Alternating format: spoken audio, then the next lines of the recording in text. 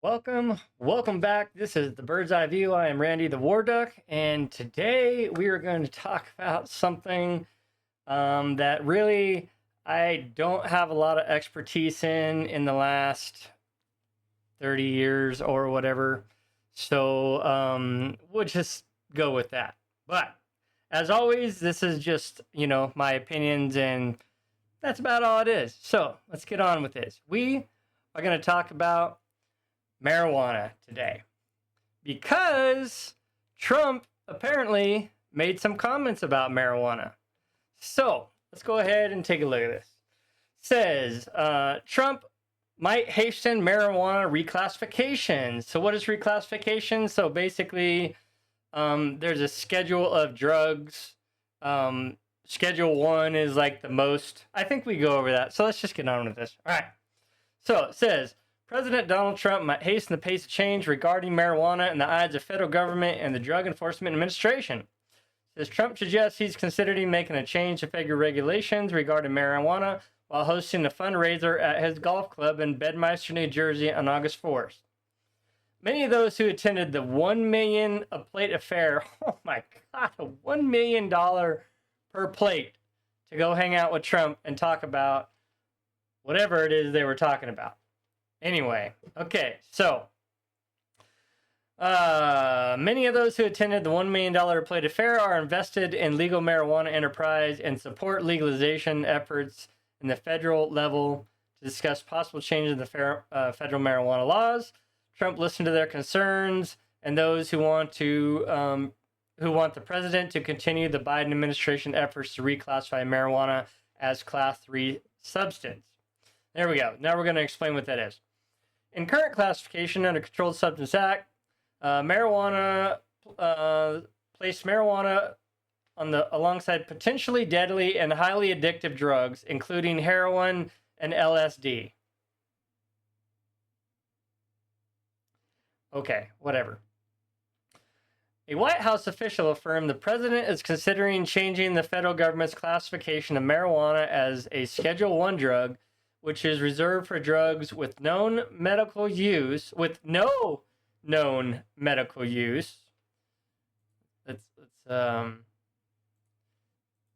right, there we go. With no known medical use. I'm not sure how that's possible, but okay. And a high potential for abuse. So, okay, never mind. I guess we won't get into that part of it. Whatever. All right. The only interest guiding the president's policy decision is what is in the best interest of the American people.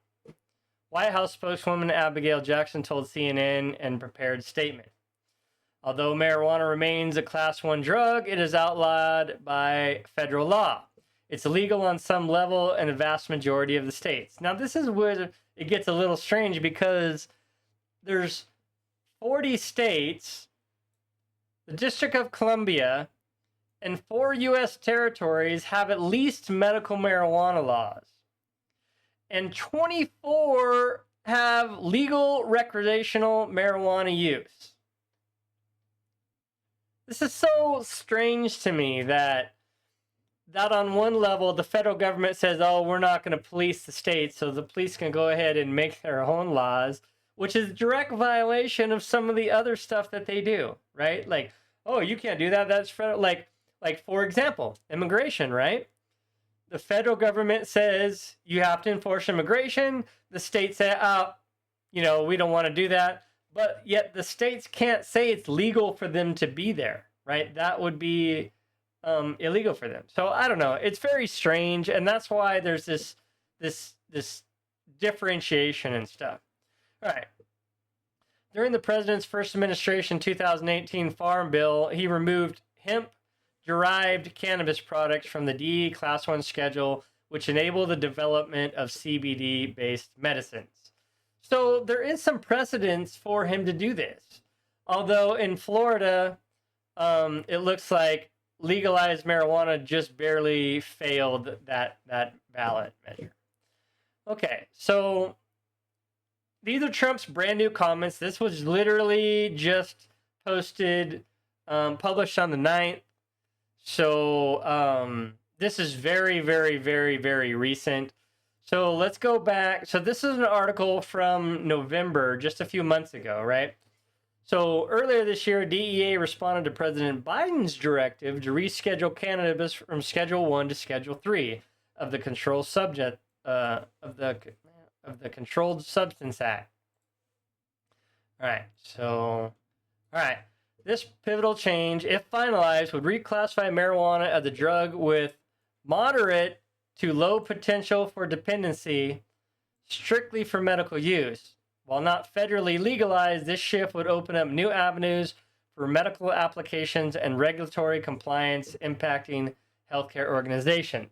Okay, this is where it gets interesting, because right now, you can't go and get a prescription for heroin or LSD, because there's supposedly no medical use for LSD, which there's some conflicting research in that, or heroin. So, all right. Okay. So, this lady, Catherine, is interviewing the other Catherine with a C. And then she goes on to talk about how the states have lots of laws. Why do we have to comply with state and local marijuana laws when technically it's still legal? That's from the business point of view, right? And the short answer is that the federal government has been ignoring the law that makes marijuana illegal. And they've been ignoring it for over a decade now. So that's where this gets into like this weird thing, right? Is it's still federally illegal, but the federales kind of ignore it unless you cross the line, whatever line they decide, then they go and they'll prosecute you and do other things and throw that in there, right? You're probably not going to go after you individually just for that, but if you're doing other stuff, they're probably going to tack it on. Okay, there's a lot of problems with that. A couple are because marijuana is still illegal under federal law that prohibits medical research into whether marijuana can be used as medicine. It also inhibits or impedes banks and other financial institutions from funding cannabis businesses. Those are two big obstacles. For those reasons, there's a big push to legalize marijuana, at least reschedule it. So here's the thing, right? There's marijuana businesses all over the place around the United States because 24 of them are legal in those states, right? And you still have to pay taxes on those businesses.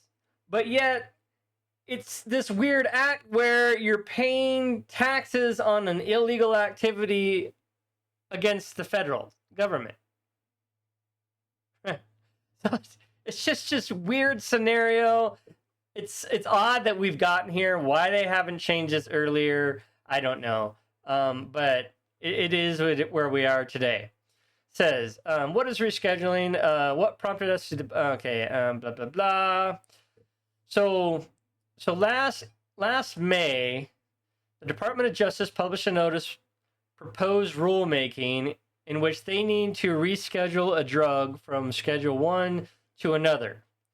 Under the Federal Controlled Substance Act, the DEA, which is a Drug Enforcement Administration, classifies all drugs into 5 distinct categories or schedules depending on the drug's acceptable medical use and its potential for abuse or dependency.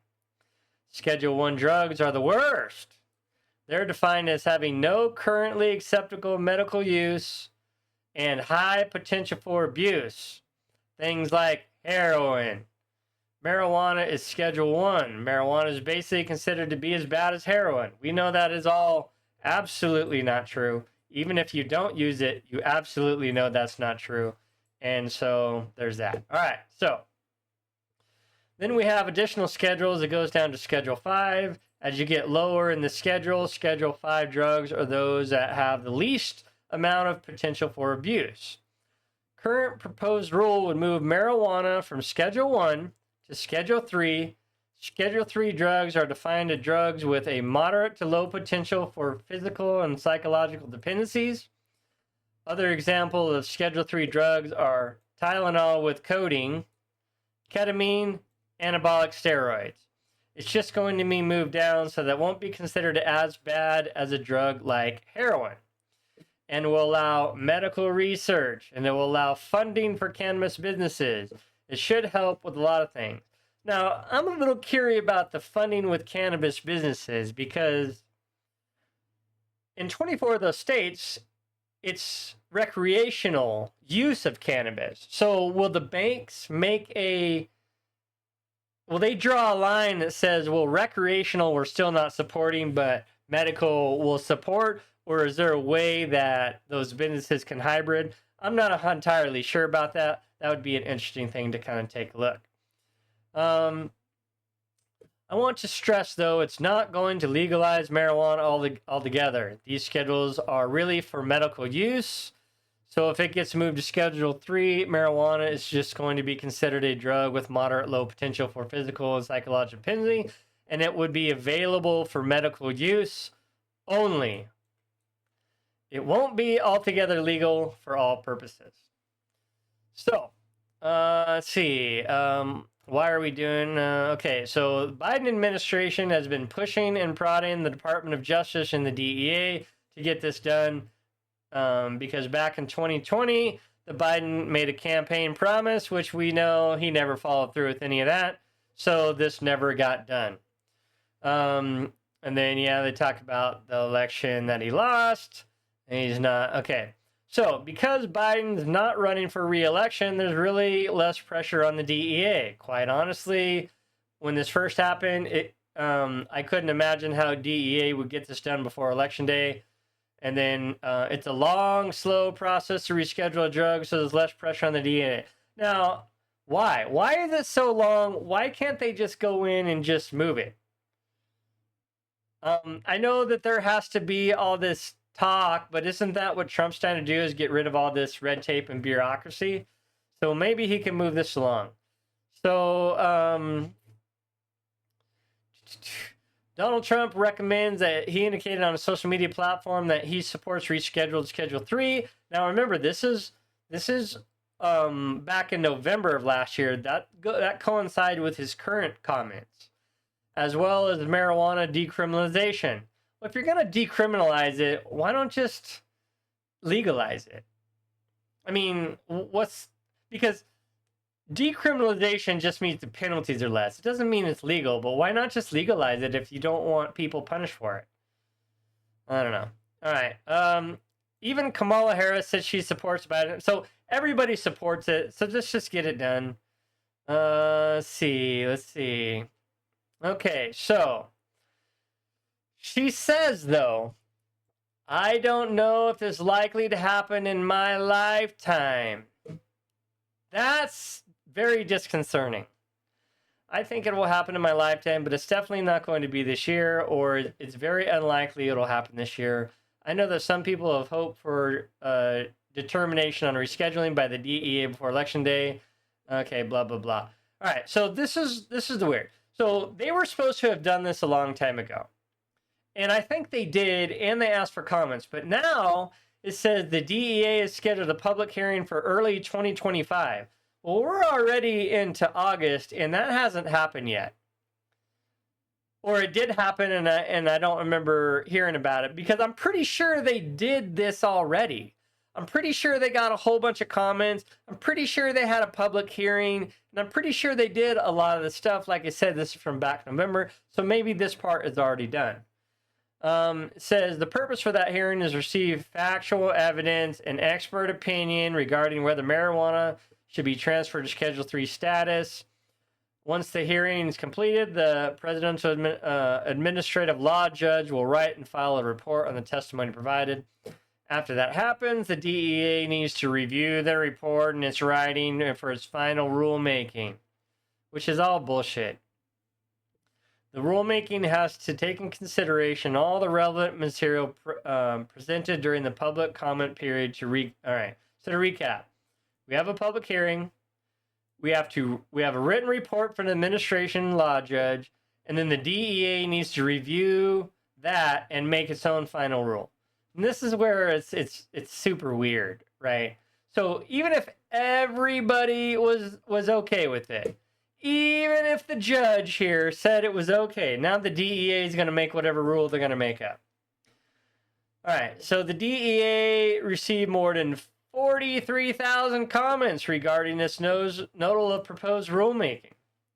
It could be months or likely years for some reason before we get a determination here. DEA has denied petition to reschedule marijuana in the past because the scientific evidence supporting medical and other benefits of marijuana was lacking. I don't know how that's possible because there's so much evidence now that it helps people. They use it for glaucoma patients and stuff. God damn. Anyway, whatever. All right. The DEA will be looking for submissions of medical and other evidence supporting rescheduling. Some pointed out that medical evidence about marijuana's medicinal property is lacking because research can't be conducted. Yeah, okay. So, the proposed rule focused on a number of issues that the DEA will evaluate before making this decision. The drug's actual or relative potential for abuse.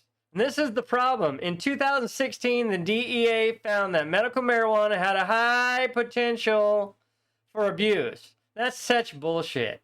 That is, where did you get these? Okay, where did you get this evidence from, DEA? Because I would like to see where this was gathered. Because you didn't do any studies. So where are these studies or whatever that show this high potential for abuse? Because I don't see it. The scientific evidence of its pharmacological effect, which they have a ton of it, in the past 30 years. Okay, well, the thing is, in the past 30 years, it hasn't been legal. So why are you going past 30 years? What did they know 30 years ago? Not a whole lot. What do they know now? That's what we really want to see. What does it show in the last 10 years? And then they say the potency of marijuana, delta 9 THC, is dramatically increased. So you don't have to use as much. That should be better. All right, the status of current scientific knowledge regarding the drugs. Well, you have it illegal. They can't study it, you dumbasses. Whatever. The history and current pattern of abuse. Well, it's been illegal forever, so they're just going to show that it was always been abused, right? Whatever. The scope and duration of significant abuse and other factors, blah, blah, blah. What risks public health. The last piece of DEA evidence to look at is the psychological or physiological dependency. All right. So that's basically what they're going to do. I get tired of this article because it's just a bunch of BS from the DEA. All right. Now that we've got past all of that stuff, let's look at the American perception of alcohol and marijuana from the American Addiction Center. This, I think, is super very interesting. So, where do people stand on alcohol and marijuana use? What are their perceptions and how do they feel about legalization? Recent change in marijuana legalization may offer some insights. As of March 2024, 17 states have legalized marijuana for medical purposes and additional use 24 have it plus DC. This is also a brand new article, October 2024, but it's still a recentish article. It's not like it's from 10 years ago. All right, so here we go. So 38% of people who don't drink alcohol thought it should be illegal. That's very interesting. 10% as a whole, but 38% that didn't drink it.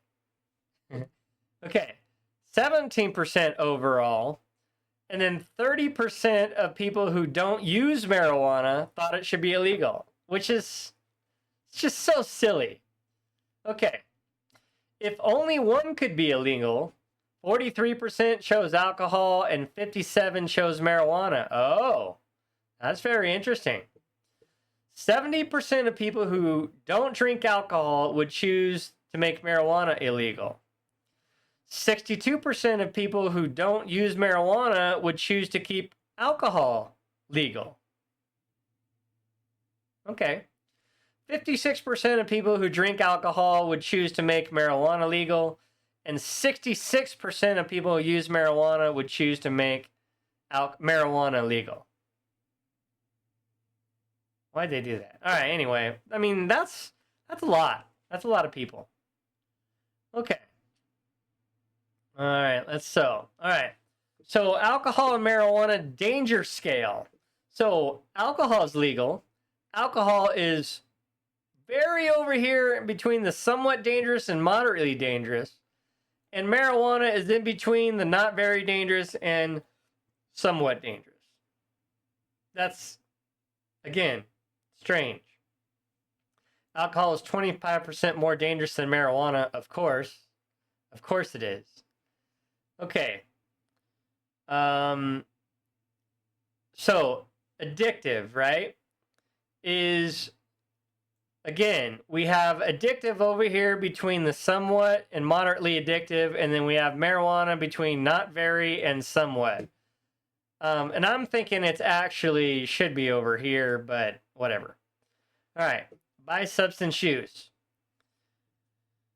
Okay, so drink alcohol, somewhat addictive, not very addictive. People that use marijuana think alcohol is very, somewhat moderately, and then not very. So even people that drink alcohol know it's somewhat addictive. And the people that just use marijuana also know it's somewhat addictive.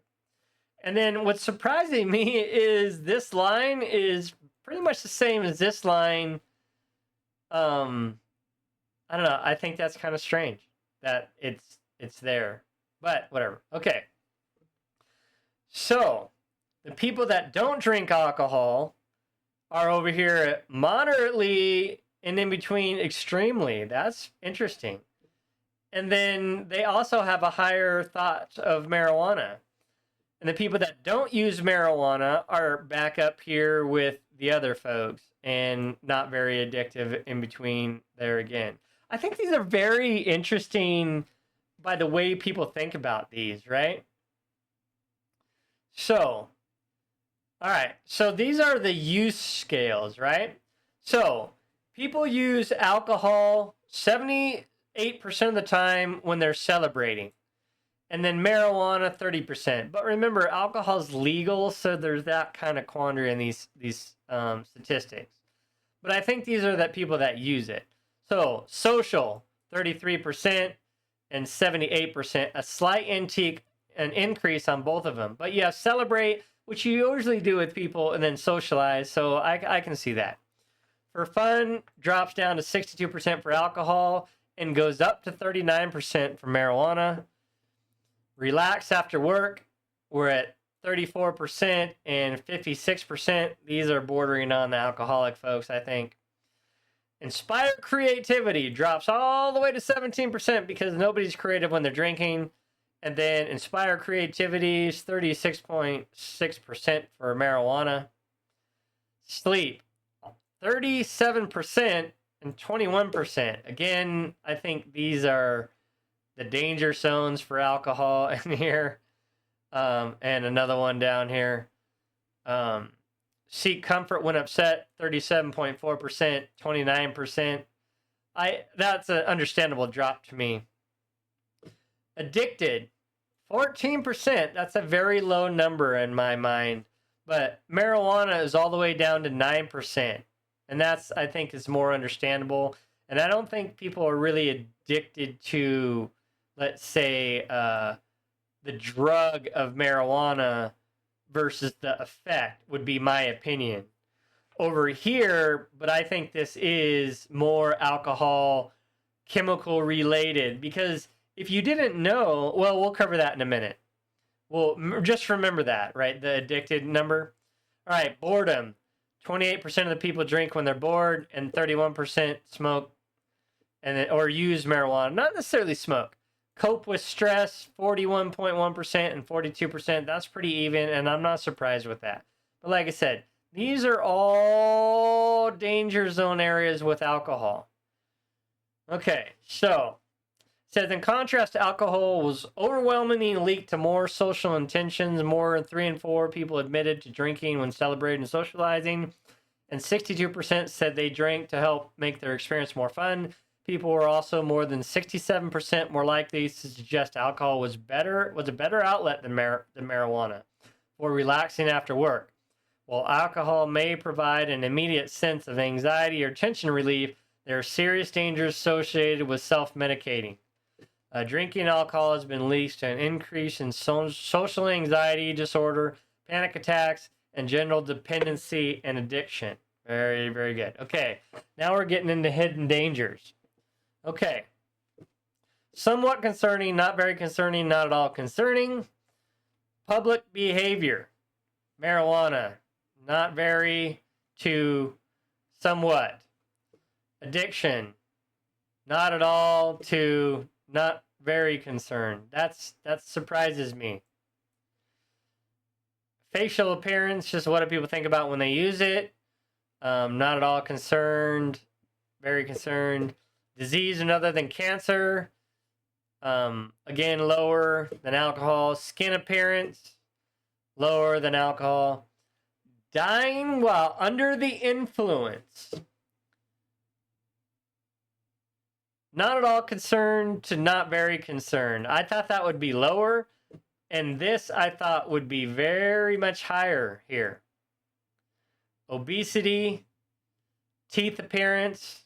Pretty close to even there. Ability to give sexual consent. That should be way higher. Cancer. Again, kind of even. And if we go back to the addiction aspect, right? The dying while under the influence, that I think should be way higher, right? Because this is what I was going to say. When people are addicted to alcohol, alcohol is one of the few substances that you can actually die from withdrawals if you didn't know that. So major alcoholics can actually die from withdrawals from just quitting alcohol. So there's that. All right.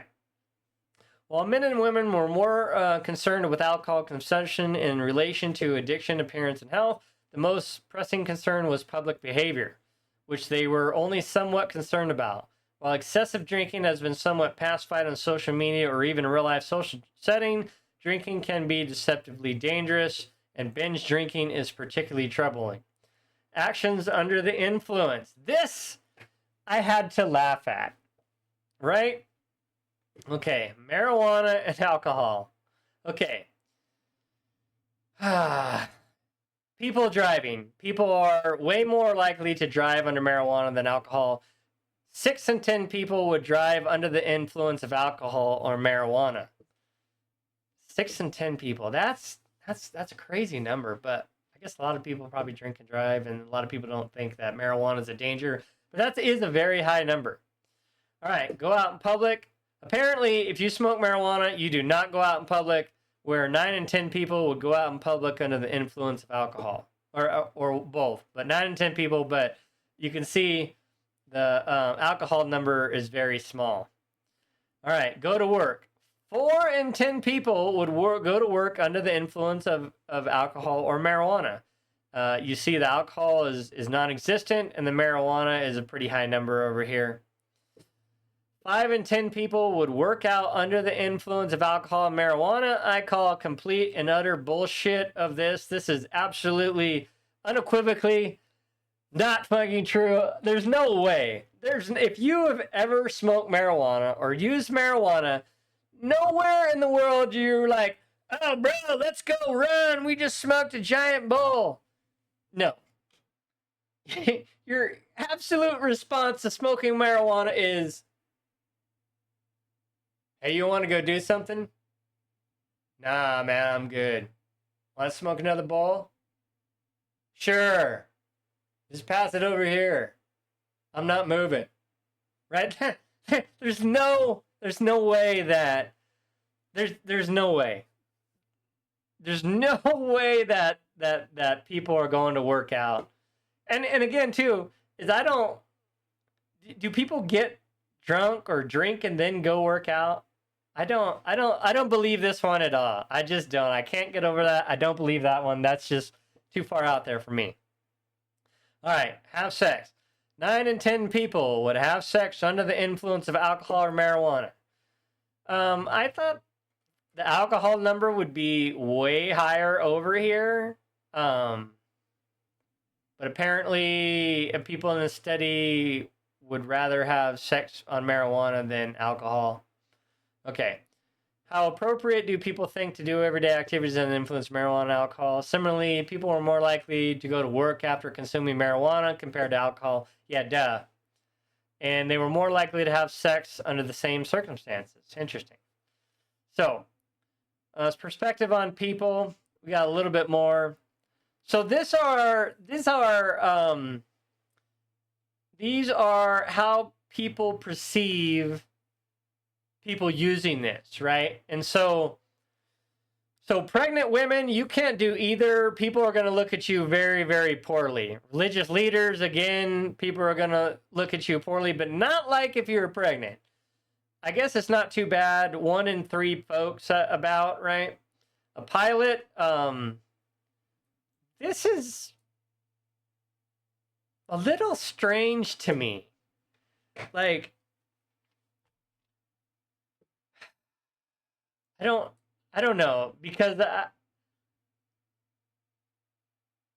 I mean, it's not during flying, so I guess, I don't know. School teacher, man, if you smoke marijuana, you're a bad person, but you can go and drink all you want and it's okay. Police officers, 18.5% by 36%. Wow. Doctors, 18.3, 27. President, 30, 15. Firefighter, 28, 15. Elected government official, 38 or 30 to 15. Parent, 11, 22. Boss, 21 to 10. So the perception of marijuana use is still a lot higher. People don't like it, like to see you using it, and they'll perceive you poorly, which is kind of strange. So it says around relaxed and happy, the impression can hurt people who use marijuana for medical purposes. With the exception of pregnant women, people admitted to having less respect for everyone from religious leaders to police officers and parents using marijuana compared to those who drank alcohol.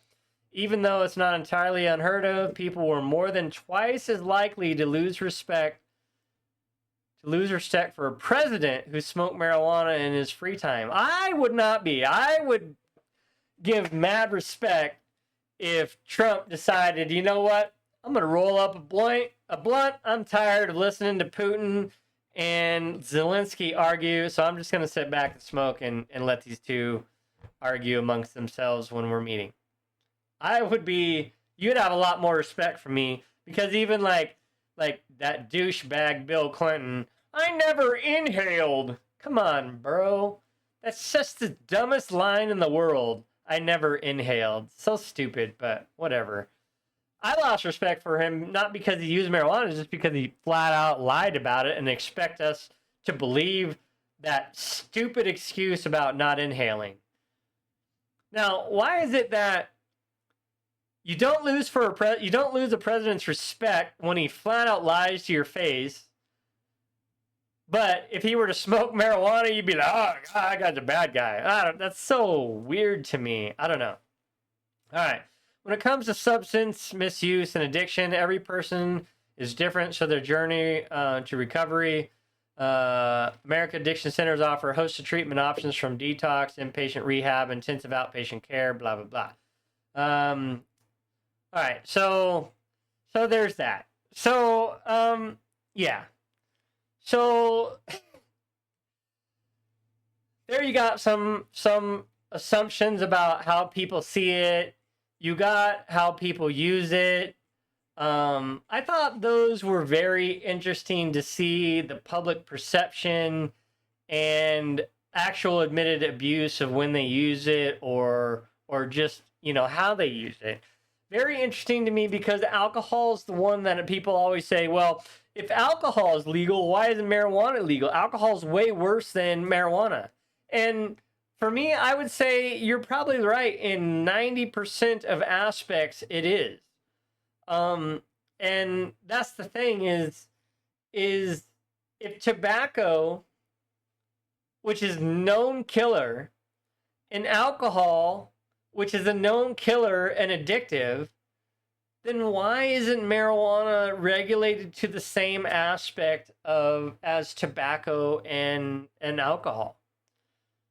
And I think it goes way back in the 60s, you know, just because there was a serious lack of understanding, and you know, the hippie movement, and just the propaganda from the 60s and 70s, I think hurts the legalization of marijuana now, which is silly. And that's also why the DEA wants to go back 30 years, right? They don't want new information. They want to try to go as back as far as possible. So, with that being said, with Trump saying, you know, he wants marijuana to be descheduled, where do you guys stand? Should it be descheduled? Should it be legalized? Do they just need to hurry up? Does the legislature need to get involved? Do you think, as split as it is, that if Congress got together and Trump said, I want it passed, that they could come together and get it passed to make it legal? I don't know. Probably not, because the Democrats are lonely, and in general, Republicans have always been resistant to legalizing this kind of stuff, as you can see in Florida.